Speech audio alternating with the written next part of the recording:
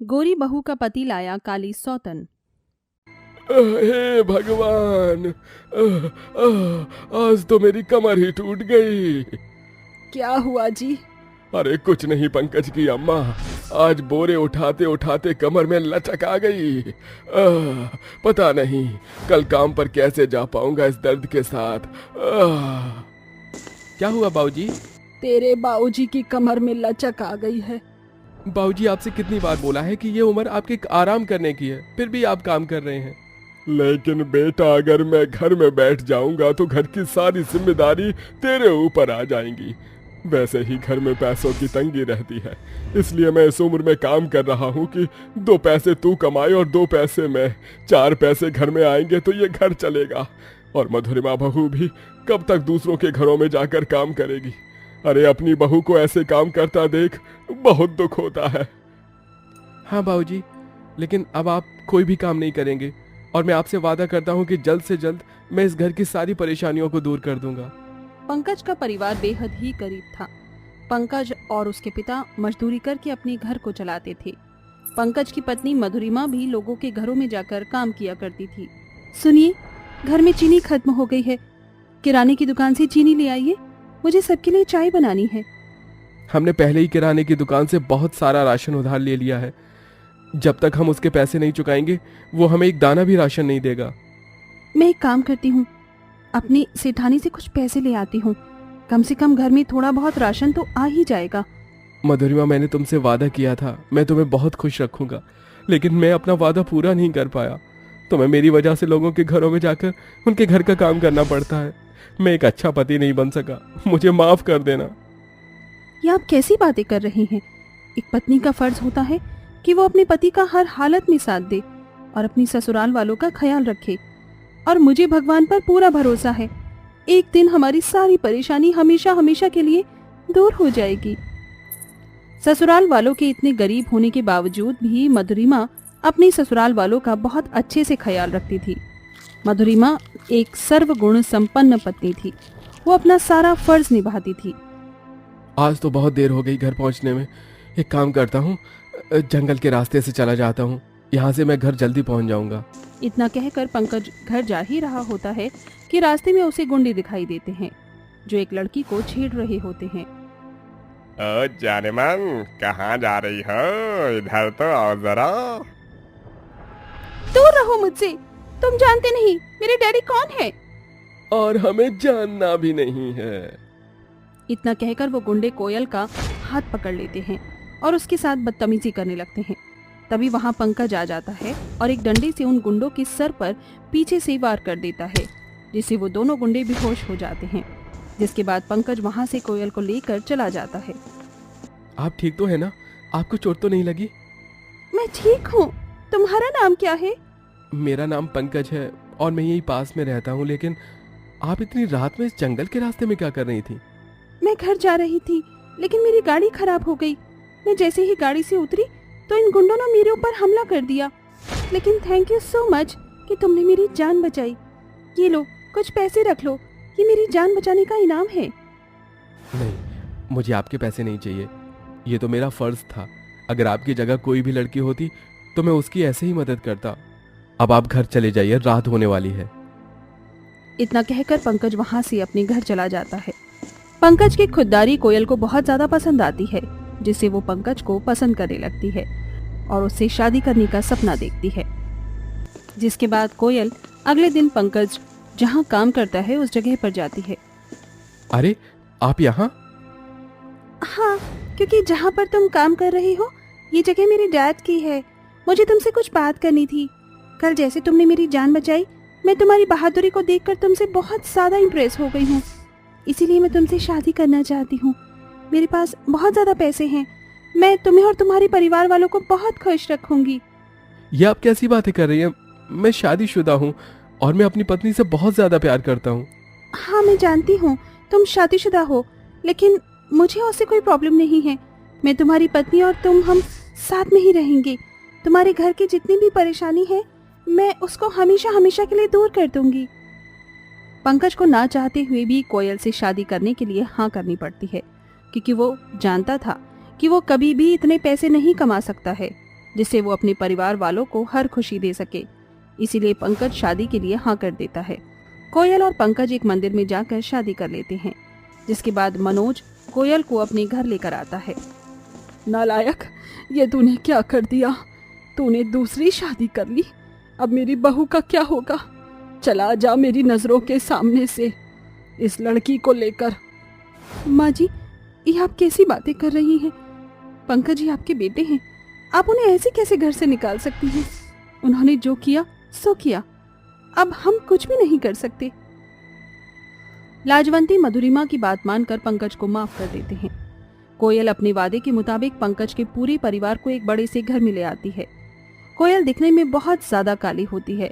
वो मधुरिमा की खूबसूरती और गोरेपन को देखकर उससे बहुत ज्यादा जलती है, जिस वजह से वो घर का सारा काम मधुरिमा से करवाती है। मधुरिमा, मेरे लिए ग्रीन टी बना दो। सारा काम क्या मधुरिमा ही करेगी? तू भी कुछ कर लिया कर। मैं इस घर की मालकिन हूँ और मालकिन घर का काम नहीं करती। आप भूलिए मत, आप सबको उस झोपड़पट्टी से इस आलीशान घर में मैं ही लाई हूँ। कोयल अपनी आदतों से बाज नहीं आती है। वो हमेशा अपनी सास और मधुरिमा को इस बड़े घर के ताने देती रहती। और एक दिन, सासू माँ, मेरे पैरों में बहुत दर्द हो रहा है, मेरे पैर दबा दीजिए। क्या मैं तेरे पैर दबाऊं? बल्कि तुझे अपनी सास के पैर दबाने चाहिए। कुछ सीख मधुरिमा से। सारे परिवार का ख्याल रखती है और एक तू है कि पूरा दिन पड़ी रहती है।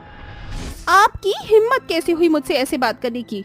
आप जानती नहीं, आप जिस घर में रह रही हैं वो घर मेरा है और मैं इस घर की मालकिन हूँ। जैसा चाहूंगी वैसा ही इस घर में होगा, समझिए आप?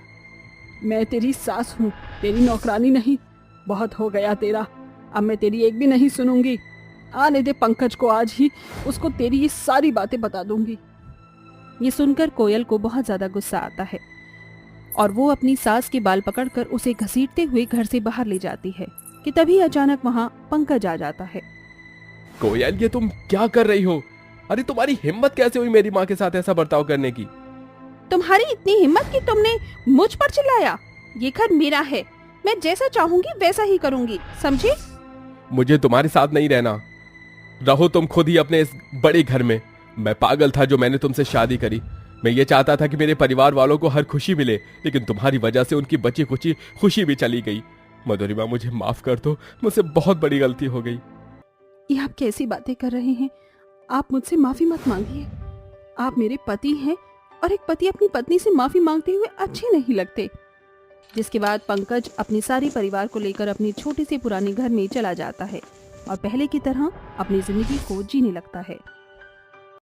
भरतपुर की भीड़ भाड़ भरे स्टेशन पर गरीब बबीता अपनी 2 साल की बेटी को पीठ पर बांधकर सर पर समोसे की टोकरी लिए कड़ी धूप में स्टेशन पर घूम घूम कर समोसे बेच रही होती है।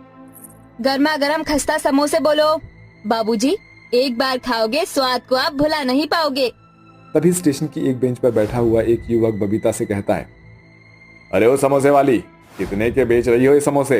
हैं? 10 रुपए के 2 समोसे हैं बाबूजी। चलो 2 समोसे दे दो। ग्राहक को समोसे बेचकर बबीता आगे चली जाती है। तभी वो युवक समोसे का स्वाद चखकर कहता है, अरे वाह, इस समोसे में तो गजब का स्वाद है। इसके साथ गर्मा गर्म चाय मिल जाती तो मजा ही आ जाता। तभी एक गरीब बच्ची हाथों में चाय की केतली लेकर वहां आती है। चाय ले लो, चाय, कड़क चाय। बिना चाय के समोसे का स्वाद भी फीका होता है। 1 कप चाय ले लो साहब। ठीक है, 1 कप चाय दे दो मुझे। इस लड़की की उम्र तो 8 साल होगी, मगर इसकी बातें इतनी लुभावनी है। बेटा, वैसे नाम क्या है तुम्हारा? मेरा नाम अनुराधा है। तुम इस रेलवे स्टेशन पर चाय क्यों बेच रही हो?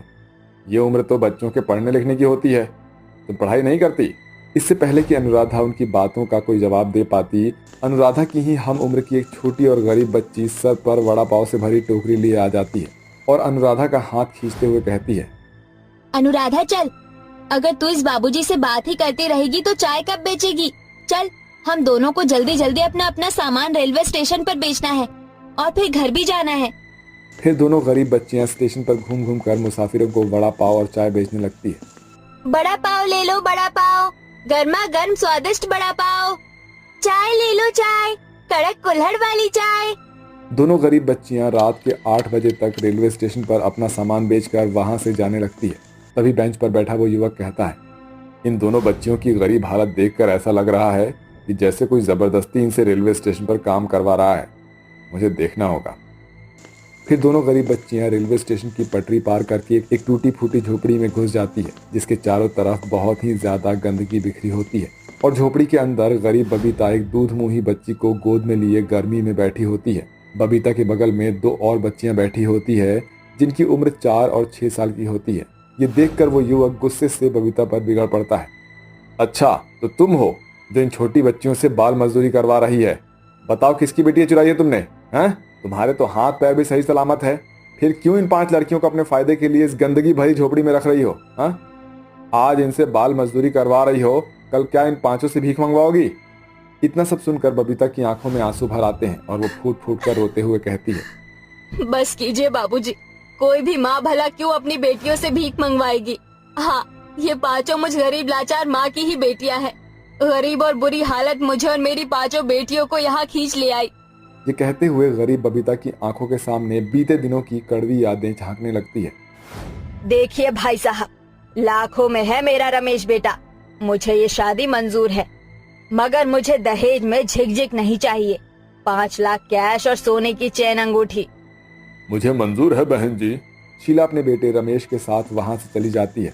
तभी बबीता कहती है, पिताजी, हम इतने गरीब हैं, इतना दहेज कहाँ से लाएंगे आप? बबीता, तू बिन माँ की बेटी है। मैं नहीं चाहता हूँ कि जो गरीबी के दिन तूने अपने मायके में देखे हैं वो ससुराल में भी जिए। गरीब दामोदर अपना घर जमीन बेचकर बबीता की शादी कर देता है, मगर असल मायने में शीला ने बड़ी चालाकी से बबीता और गरीब दामोदर के सामने बुरी लतों को छुपाकर उन्हें ठगा था। बबीता ने इन परिस्थितियों को अपनी किस्मत समझकर अपना लिया और गुजरते सालों के साथ वो 5 बेटियों की माँ बन गई, जिस कारण शीला और रमेश उसे ताने मारते हैं। अरे जाने कैसी मनहूस बला को बहू बनाकर घर ले आई मैं, मुझे एक पोता भी नहीं दे सकी, ऊपर से 5 बेटियों को पैदा कर दिया। महंगाई इतनी तेजी से बढ़ रही है, कहाँ से आएगा इन 5 बलाओं की शादी का दहेज? माँ जी, इसमें मेरी क्या गलती है? मैं इंसान हूँ, भगवान नहीं, जो ये जान सकूं कि मेरे कोख में लड़का है या लड़की। हरामजादी, मेरी माँ से जुबान लड़ाती है। बहुत चर्बी चढ़ गई है ना तुझे, आज मार मार कर तेरी खाल खींच लूंगा मैं। रमेश बेचारी बबीता को बहुत मारता है। ये देखकर बबीता की बेटियां एक कोने में खड़ी होकर बिलक बिलक कर रोती है। पिताजी, माँ को मत मारो, उन्हें छोड़ दो। रहने दे रमेश, अगर ये मर गई हम दोनों माँ बेटों को जेल में चक्की पीसनी पड़ जाएगी। चल बहू रानी, मेरे घर में तेरा दाना पानी यही तक था, अब उठा अपनी बेटियों को और निकल जा यहाँ से।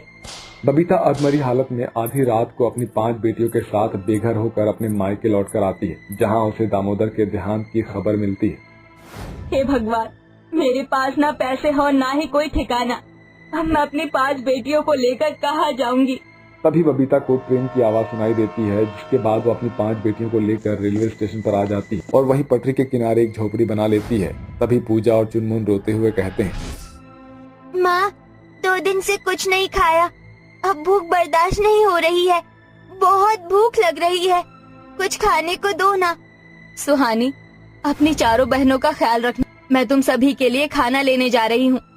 फिर बबीता रेलवे स्टेशन पर कुछ मर्दों को मुसाफिरों का सामान ढोता हुआ देखती है और फिर वो भी कड़ी धूप में अपने कंधों पर मुसाफिरों का सामान ढोकर उसे स्टेशन के बाहर तक पहुंचाती है, जिसके बदले में उसे थोड़े पैसे मिल जाते हैं, जिससे वो अपनी बेटियों के लिए खाना लेकर आती है और फिर थोड़े पैसे बचाकर अगले दिन से स्टेशन पर समोसे बनाकर बेचती है। मेरी बेटियों, तुम 5 एक दूसरे का ख्याल रखना, मैं स्टेशन पर समोसे बेचने जा रही हूँ। माँ, मैं भी आपके साथ चलती हूँ। फिर बबीता अपनी बड़ी बेटी सुहानी के साथ सारा दिन स्टेशन पर समोसे बेचती है। समोसे की बेहतरीन स्वाद के कारण शाम तक उसे अच्छी खासी कमाई हो जाती है, जिसके मुनाफे से अगले दिन से सुहानी भी वड़ा पाव बेचती है और फिर अपनी गरीब माँ बहनों को मेहनत करता देखकर अनुराधा भी कभी चाय तो कभी कच्चे आम बेचकर गरीबी में अपना गुजारा करती है। तब से लेकर आज तक मैं गरीब लाचार माँ और मेरी बेटियां रेलवे स्टेशन पर इस उम्मीद से ये सब कुछ बेच रही हैं कि एक दिन हमारे हालात ठीक हो जाएंगे और हम इस झोपड़ी और गरीबी की जिंदगी से उभर पाएंगे।